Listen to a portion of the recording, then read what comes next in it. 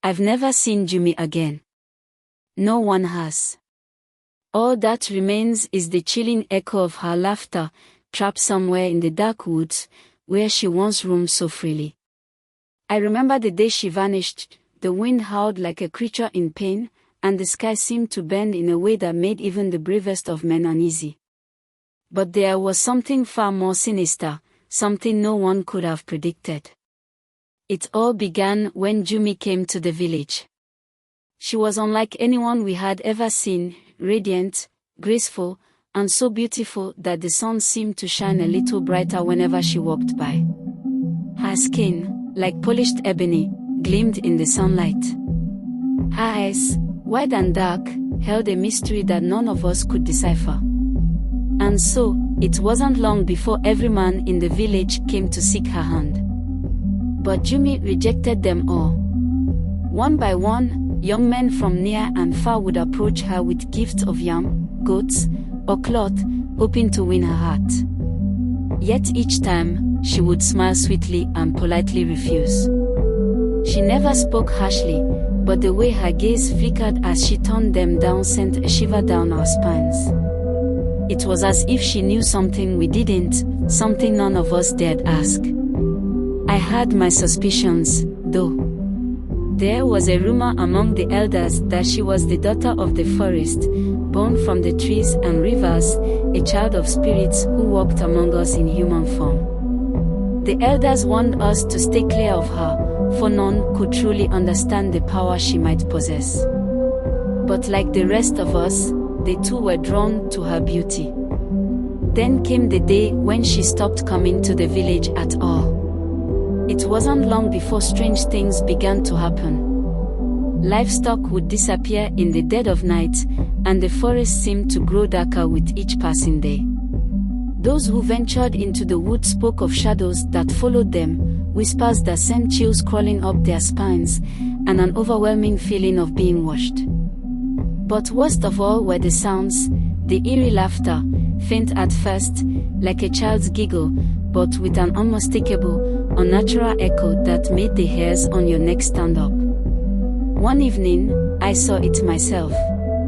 I was returning from the river with some firewood when I saw Jumi in the distance, standing at the edge of the forest, looking as beautiful as ever. But something was off. The air around her shimmered, as though her very presence walked reality itself. And standing before her, I saw a figure.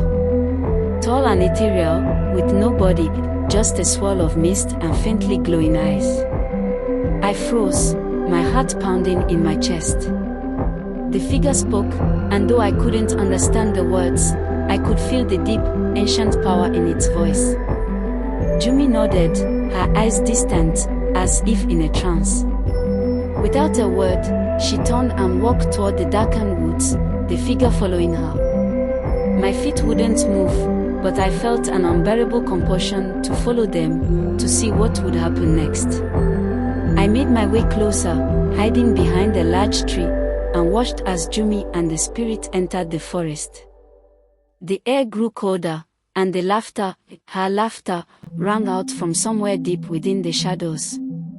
A shiver ran down my spine as I heard her voice call out, not in joy, but in a tone that was far too soft, too hollow. Jumi, I whispered, but she didn't hear me. The next morning, the village was in a panic.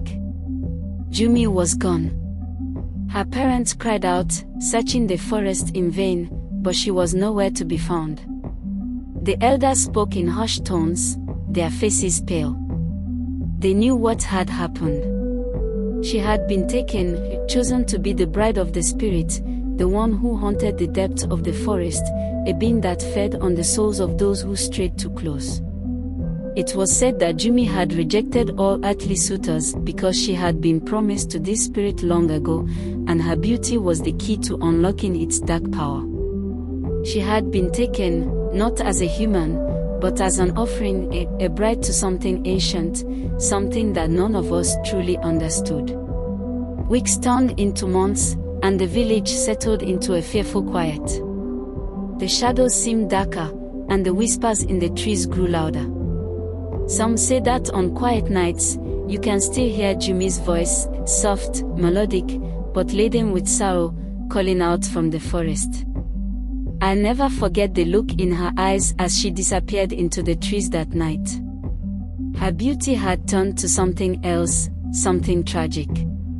She had been claimed by the spirit, never to return. The forest has claimed her, and there she served for eternity, bound to a being without a body, her once beautiful form lost to the shadows. To this day, the wind still carries her laughter, but it no longer sounds like the joyous sound of a girl in love. It's a sound filled with dread, an eternal reminder of the price she paid for rejecting the world and embracing the darkness. No one dares enter that forest anymore. Not even me.